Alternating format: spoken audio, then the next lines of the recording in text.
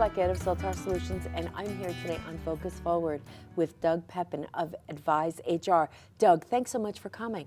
Great. I'm glad to be here. Thanks for having me. Well, you're welcome. Now, let's talk a little bit about what I know we've had a lot of conversations about how people can understand and use HR to save money. Now, I always think about HR as an expense, but you're turning HR into a way for a company to save money. How do you do that? Well, HR is a very intertwined part of business. So what I do is I go in and work with business owners, and we really look for the root cause that's costing them money. Is it turnover? Well, if it's turnover, what's causing the turnover? Is it the culture? Is it the wage and benefits? Is it how they're managed? There's just so many different parts that we look at, and once it's determined, then we can start finding solutions and implementing solutions. This is really complex, because what I'm getting out of this is there's different ways that HR could be used to save a company money. Is that what I'm getting? Very much so. I was looking at some statistics just a couple weeks ago, and it said that only, I think it's 31% of employees are engaged. 50% are not engaged, and about 17% are disengaged. And if you really look at the disengaged employee, they're costing you money. They're a poison for the organization, and they're best to be replaced. So the sooner you replace them, the sooner you're going to put them in, hopefully replace them with engaged workers, and engaged workers actually make money for organizations. How does one know if their employee is engaged or they're not engaged? Sometimes it can just come down to what type of attitude are they projecting. Are they gossiping behind people's backs, which is like I said, a poison to the organization, which is making it so other people are becoming disengaged or disgruntled or whatever. It's causing human resources issues that your HR department or your managers or your supervisors or the owners need to spend extra time on. So those disengaged employees can actually create disengagement or angst with other employees, cost the organization more money because they take more time to manage, and even potentially be throwing a monkey wrench into the organization. Including lawsuits, disengaged and disgruntled employees. Usually, or maybe not usually, but sometimes when they end up leaving, they will blame it on some type of discrimination and throw some frivolous discrimination suit or harassment suit or something like that against organizations. So how does an organization prevent that? How do they protect themselves? Well, hire the right people. Okay. One. Two, treat your employees well. And the way you treat employees well is you have well-defined handbooks and policies and procedures so that they know what to expect. You pay fair wages and benefits. You meet their work-life balance. Are you expecting them to work 60 hours a week? Maybe that's not what the employees are looking for. Again, everything's intertwined. When we're looking at it, often I think, especially for entrepreneurs that start hiring, they're growing, their organizations are growing quickly, they may not have the employee handbook. They might not have the job description. They may not have all those things together that allow them to be able to know exactly even who they should be hiring. And then when they're hiring them, to get them into the organization, kind of adapted into the organization quickly. Have you seen this? Yes, and I suppose that's really what it comes down to, is the basics is making sure that you have the employee handbook, the policies and procedures in place. And it comes down to not only giving the employee direction, but you also put statements in, anti-harassment statements, and different protective statements into your employee handbook. So again, at the end of the day, if they become disgruntled, they can't come back and say, well, I didn't know, or you provided a culture that was a negative culture. That's how you build those protections. So really what I'm saying is if organizations do not have those things into place, they'll probably not make and reach that next level. So it really helps to fuel the organization forward when they hire the right people, have the documents in place, then there's less opportunity for legal action and Correct. things like this. What's the best way for them to, for an organization that doesn't have those things, what's the best way for them to maybe start compiling information or even finding somebody to help them with that? Well, what I've found is a lot of organizations do have a culture or do have policies and procedures in place. The question is are they written? If they're not written, that's where a consultant or a human resources professional can start taking these things, all of these different points, and putting them into a manual. And there's basics within the manual like I talked about. You'll want to list which holidays are paid, the basics, things like that.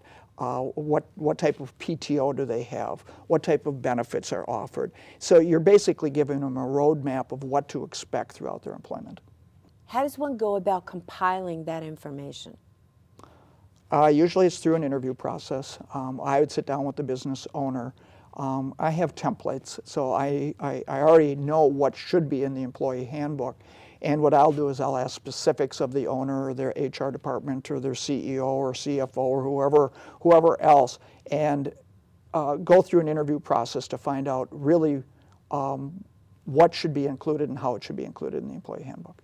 So now you've been in HR for quite a while, haven't you? Yes. And you've worked in large corporations and small companies, so you have kind of a well-rounded history and experience, wide range of experience with HR. Is that right? That is correct. I have worked with corporations here in the Twin Cities that are actually larger than the Twin Cities themselves. And what I got from that is I know how to work with and define really what needs to, what works for each organization. I've been part of HR teams where we're bringing in people from all over the country and we're developing policies and procedures together. Or if it's a single-owned company, finding out really what type of culture the owners want to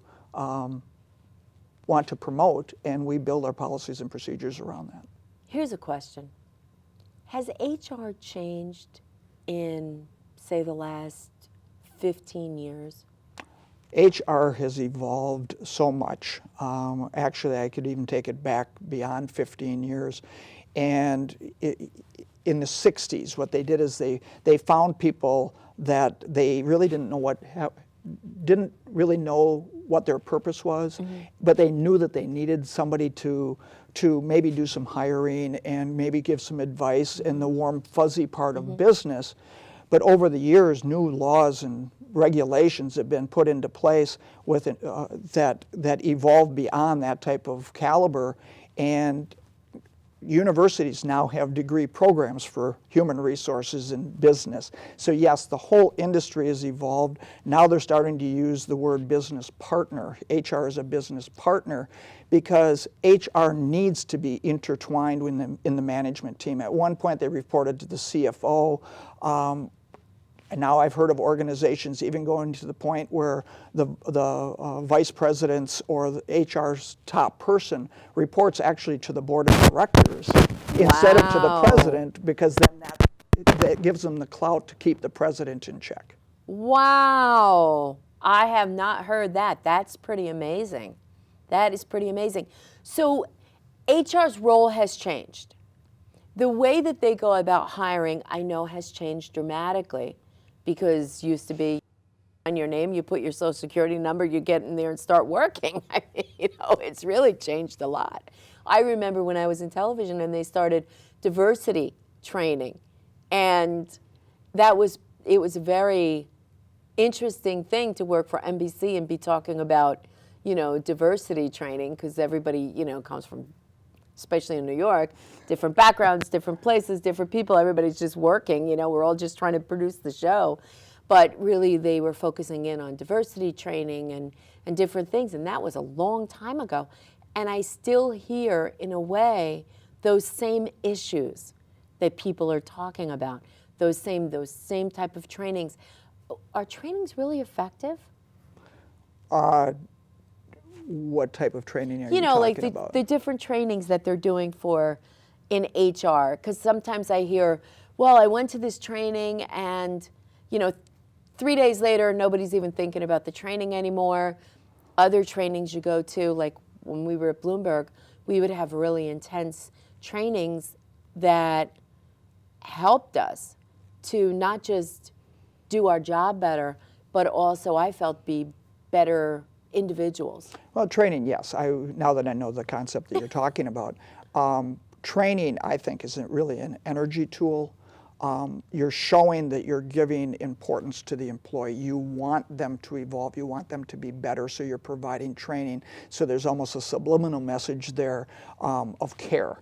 Okay. For one. For another, hopefully the training that you're providing is giving them a nugget or something like that they can be a better employee, more engaged, more productive.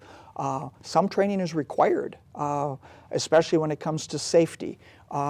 So you're covering your bases there. You need to have right to know training, for example, so people know the chemicals they're working with. Supervisors should be trained on anti-harassment, on how to keep harassment out of the workforce. That really helps in discrimination cases and employment, discrimination and harassment cases. Are you training them on how to be the good supervisor and to squash bad behavior? Oh, great. And what about compliance? Everybody's talking about compliance now. Compliance is huge. And actually, when I first got into this business of being a consultant, I was concentrating so much on compliance. Compliance has really a negative tone to it. Mm-hmm. So I'm taking a new approach and really talking about the other cost savings that I can do. But when I do all of these other cost savings and programs and everything else, compliance is part of it. And what we mean by compliance is protect yourself from if the EEOC comes in and a complaint comes in. Did you do your training? Do you have policies and procedures? When it comes to safety, did you provide the MDS sheets? Did you provide the lockout, tagout training for your workers? So when it really comes, compliance is huge, but it needs to be built into the processes. So at the end of the day, when we put everything in place, we are compliant at the same time. It makes a lot of sense. So thanks so much for coming on, Doug. This has been very, very helpful. And I hope that the people out there that have companies will understand how important it is to get all their ducks in a row and to have all of these documents that they need so they can move their company forward. Because the bottom line on this is all of these things, when you have all of this in a row, it's your company's running better. It's easier for you to manage. It's more cost effective. But the other thing is you're building value in your company, and then you can sell something. You have something at the end of the day after you worked 10, 15, 20 years or more that's valuable enough that somebody's willing to pay a lot of money for it. So that's why I'm so interested in having all of these things organized. So because it's a much more valuable company. So thanks so much for coming in. Thanks for having me. It's been fun. Well, that's good. I'm glad you enjoyed it. As much as I did, I hope you enjoyed it. I'm Lori Flaquer of Soltar Solutions, and I'm here today on Focus Forward, giving you some information from an expert on HR. So thanks so much. Have a great day.